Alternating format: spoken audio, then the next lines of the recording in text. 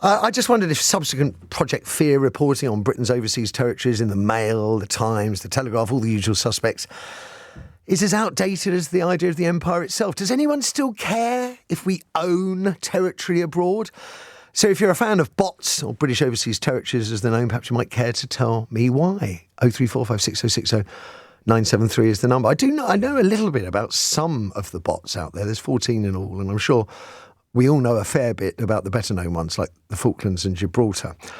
And thanks to some pretty good reporting over the years, I'm actually quite familiar with the story of the Chagos Islands, whose population is derived from French slavery.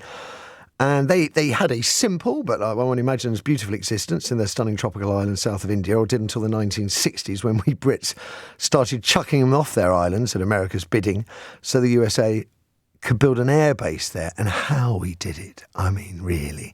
Oh, yeah, you can go on a cultural trip to Mauritius, have a lovely time, we'll pay for it all. And then you go to Mauritius and find out you can never go back to see your family again. I mean, it really, disgraceful. Britain took ownership of the Chagos Islands from the French during the Napoleonic Wars. And since 1971, only one of the atolls has been inhabited, and only by employees of the US military. Since being expelled, the Chagosians, like all others, are not permitted by the UK or US governments to even enter the country of their birth.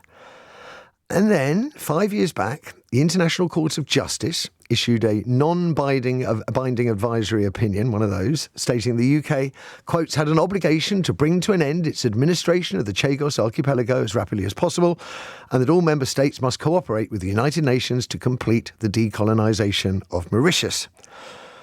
So, is Keir Starmer giving away our territory, as Tory leadership candidate James Cleverly rather stupidly tweeted? Stupidly, because he was involved in the exact same negotiations to cede the Chagos Islands when he was Foreign Secretary. But before you could say, oh, you great big hypocrite, Cleverly craftily dumped all the blame on Liz Truss, who frankly stunned observers by playing a rare political masterstroke, quite possibly her only political masterstroke, and immediately blaming Boris Johnson.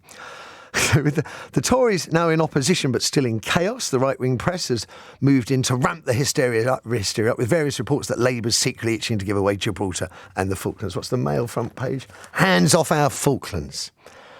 Gibraltar, that's so British, it voted 95.9% to stay in the EU. Only 30% of Gibraltar's residents are from the UK. The electoral roll shows only 27% of the entire population has British surnames. It was captured in the 1704 during the Spanish Wars of Accession. So our claim to Gibraltar is 300 years old. But beyond red phone boxes and red buses, does anybody in Gibraltar care? And anyway, Starmer can't give Gibraltar away. It's just a nonsense because it's up to the Gibraltarians. It's the law. The Falklands, I have to say, I find that much trickier one for my generation because as British sovereignty was reaffirmed by Margaret Thatcher during a short but brutal war after Argentina invaded, the Malvinas, as the Argentinians call them, are 8,000 miles from here, just 1,000 miles from Argentina. The islands have previously been owned or occupied by the French, the Spanish and Argentina before settling into British ownership in 1833. The islanders only actually became British after the war in 1985, so not even 50 years. But I know some who fought in that war and they feel very strongly it should remain British territory, and I understand that. But I suspect one day things will change, despite Tories frothing at the very notion of giving back territory seized during war. But at the same time, they also froth about spending money on foreign aid, which is like having your cake and eating it, is it not? And one other thing that we should note is that the Daily Mail is running this thing about how America will be outraged by this decision to cede the Chagos Islands to Mauritius, but retain an airbase there. And yet Joe Biden has actually applauded the deal. So are notions of empire as outdated as the empire itself? Is it time to let go of territory we own? If the islanders, if the people who live there, if that's their wish, because that's got to be the most paramount concern in these considerations, is it not? That the actual residents, the indigenous population. 0345 6060 973 is the number for your thoughts on Britain and its the last vestiges of its empire. But I'm joined first by Professor of Historical Geography at the University of Sussex and author of The Truth About Empire, Real Histories of British Colonialism, Alan Lester. Good morning to you, Professor. Good morning, Matthew. It's nice to talk to you. And to you again. I can see If we took the founding principle that it should be down to the islanders to decide their future, that would possibly resolve some of the issues in the Daily Mail, but it wouldn't resolve the issue of the Chagos Islands to the satisfaction of the Daily Mail, I suspect. Well, I don't think anything that a Labour government is going to resolve anything to the satisfaction of the Daily Mail, to Fair be honest. But in terms of this particular transfer of sovereignty, one of the interesting things is that the islanders themselves feel as if they haven't been consulted. They weren't involved in the negotiations about the transfer of sovereignty back to Mauritius. And my understanding is that they're a fairly split community. Most of them, as you probably know, based in Crawley. Yeah. About 3,000 of them in exile. Not all of them necessarily want to be citizens of Mauritius. Some of them want to retain their British citizenship. What they've been arguing for all along is the right to return. And, as you said in a very good introduction, they've been in exile for a very long time. That doesn't necessarily mean that they want to become citizens of Mauritius rather than of Britain. So I think, different opinions have been voiced by members of that community. But in a certain sense, it means that even this handover of sovereignty back to another independent nation is a form of colonialism continued, in that the indigenous peoples themselves, or as close as we can get to indigenous peoples, are not being consulted, and it's not necessarily happening with their participation and their consent. How do you foresee the future unfolding for our 14 British overseas territories? Is it going to be as simple as, except for the Chagos Islands, is it going to be as simple as asking the local populations what they want? I think that is the key principle. And as you've been saying, there's been a lot of sort of frothing of the mouth about this being a slippery slope, and others of those 14 overseas territories being handed back, Gibraltar to Spain and the Falklands to Argentina. That's not going to happen.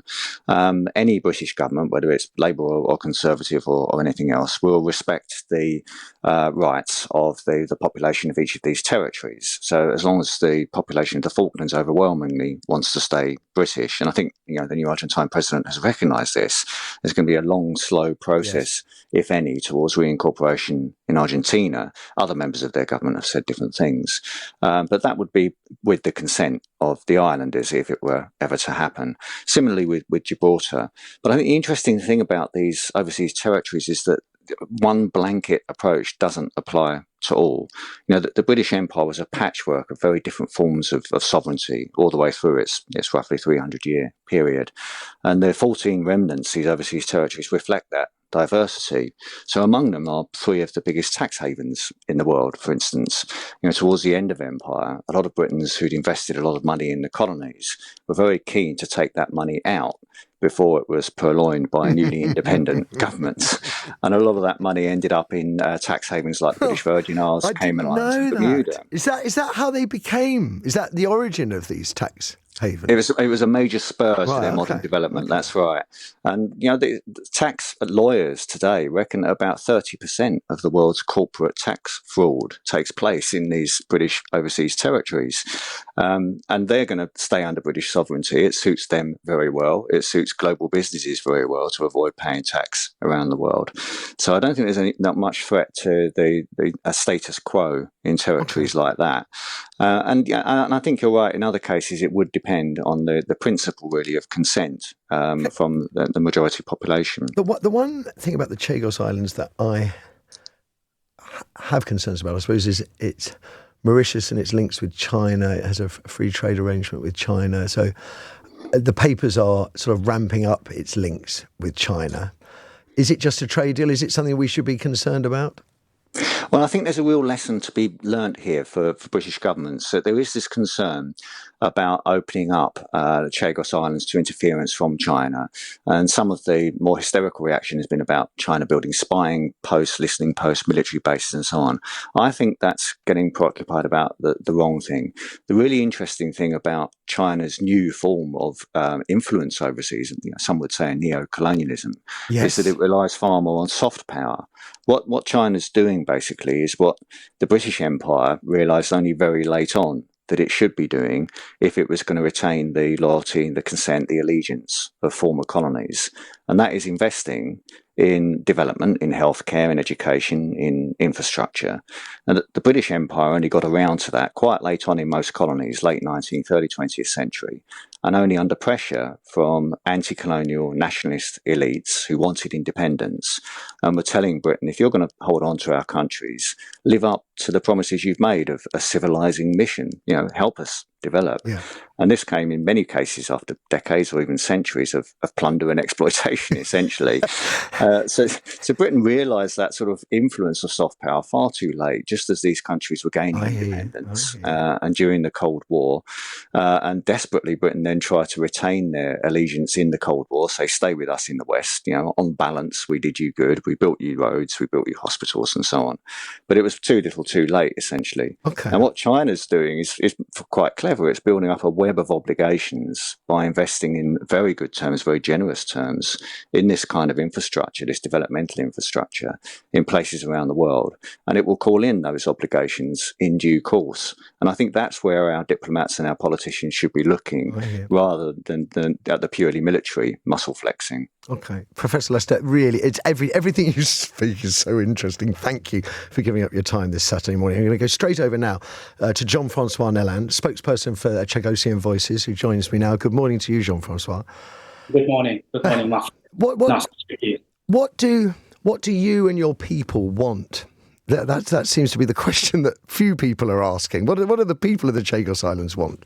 Well, we have clearly said from the beginning, the majority of the people of Chagosian, they want to stay under British protection, as the island has been since 1814, the Paris Treaty, when France ceded over the island to Great Britain. But unfortunately, when the new government came into power and robbed us of our right by telling them or the world what the Chagosian want about the island and the future. Do you hope you will get home one day? Is that at the sort of front of your mind? Yes, and I do have hope. My great grandparent was born and buried on Diego Garcia. My great grandfather was an activist. Sadly, he passed away before I moved to the UK. And I'm here now taking over this fight. I'm sure my children will be carrying on that fight for us, the Chagosian, to be able to go back home. I hope you get there, and I hope. And we will get there. I hope the Chagos people get treated fairly, because from what I've read about how you were removed from your own country, it is nothing short of appalling and unjust, and it needs to be put right. But I hear what you're saying about the desire to remain under sort of British protection, and that appears to have gone. Jean-Francois Nelland, thank you for giving up your time this morning.